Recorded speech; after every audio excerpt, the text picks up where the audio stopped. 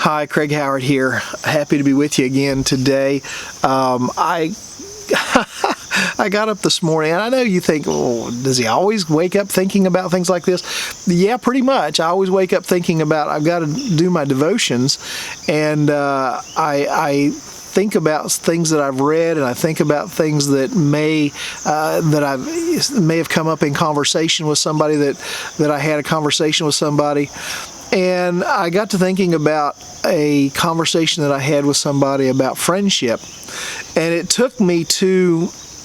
reminded me of not a passage, but an article that I read about friendship, about how the millennial generation, which is the generation that runs from about, 22 to 38, something like that. It's considered to be the most technologically connected generation that the world has ever seen. It's certainly more technologically connected than baby boomers.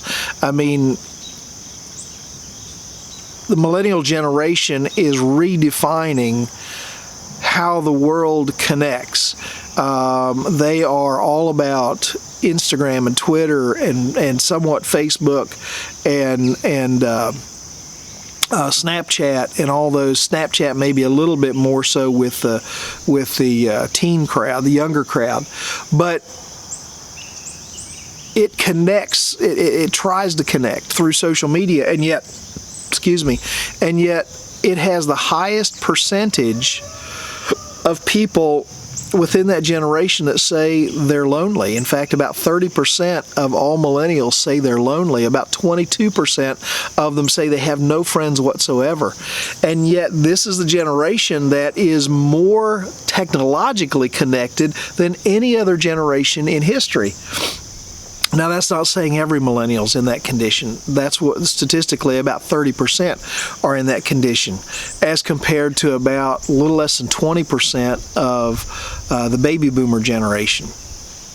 And I began to think about, why is that? Why would this group feel so disconnected when it's so technologically connected? I think of the kids that are at camp, and they're constantly on their phones. If given the opportunity, they're constantly on their phones, talking to each other, sending snaps to each other, just connecting, posting pictures on Instagram and Snapchat, and just putting stuff out there.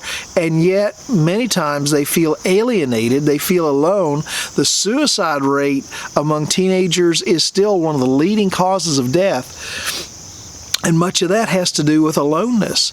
We have generations, groups of men and women coming back from the war that feel so disconnected that and are struggling with PTSD as a result of this feeling of disconnected and not having their buddies around them anymore, and the things they saw in the war, that there are more soldiers dying of suicide than in battle today.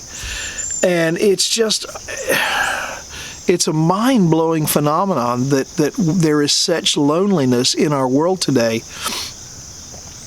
And maybe more than ever, it's important for people to look for ways to connect face-to-face, for people to look for ways to connect one-on-one. And I think that's why church is important. But it's not enough just to go to church, because you go to church, you sit down in the pew, you sing a song, or you sing some songs, you sit there and listen to a sermon, and you go home if you don't take the time to connect with the people that are there. And to do that, you have to get involved. You have to get involved in ministries. You have to do stuff together. I'm getting ready on December 4th and 5th. There's 15 of us going to Baltimore to work in a Samaritan's Purse processing center, and we're going to be working there for these 2 long shifts, working side by side, talking, sharing stories, sharing ideas, just spending time together, laughing together, eating together, traveling together. And it's shared experiences like that build memories, that build bonds, that build friendships. And without those shared experiences, you never build those bonds. And so it's important for us to take the time to do that. But a lot of people let things get in their way of doing that. A lot of people get aggravated at somebody. They get angry over something that happened at church or something that happened at Little League or something that happened at work. They get aggravated over something, and all of a sudden they don't want to be involved with anybody. I'm going to tell you something. The greatest asset you have is not found in your possessions. It's not found in the money you have. It's not found in stocks and bonds. It's found in your friendships, apart from your relationship with Jesus Christ, which is the friend that sticks closer than a brother. So, what do you do with that? How do you maintain that? Well, the Bible says in Colossians chapter 3, verses 12 and 14, it gives us invaluable information, invaluable direction on how to maintain relationships. It says, therefore, as God's chosen people, holy and dearly beloved, clothe yourself, cover yourself, make this a part of who you are. Clothe yourself with compassion. See your friends' needs. Be aware of the needs they have in their lives. Care about it. Clothe yourself with compassion, kindness, humility, gentleness, patience. Clothe yourself with these things in your life. Clothe yourself with these attributes so that as you look at people, you're not just looking at them critically. You're not just looking at them to find their faults, but you're looking at them to see them as special people in your life. Then it says in verse 13, bear with each other and forgive one another. Unequivocally, without exception, bear with each other, forgive one another. If you're going around today holding a grudge with somebody, you're wrong. You're wrong. You need to learn how to forgive. If any one of you has a grievance against someone, forgive as the Lord forgave you. Do you think we don't disappoint God sometimes? But it says, if you have a grievance with somebody, remember all the times you disappointed God and He forgave you. So forgive like God forgave you. What if God's forgiveness worked the same way our forgiveness works? What if God held a grudge like we sometimes hold a grudge? Then it says in verse 14, and over all these virtues, to make them all work, over all of them, if you're going to make them work, put on love, which binds them all together in perfect unity. For all this stuff to work, you have to be willing to love. You have to be willing to put yourself out there and risk getting hurt and risk getting disappointed, but you have to put yourself out there and just love the people in your life. Well, I know it's not easy. I know what I've just described is difficult to do, but the alternative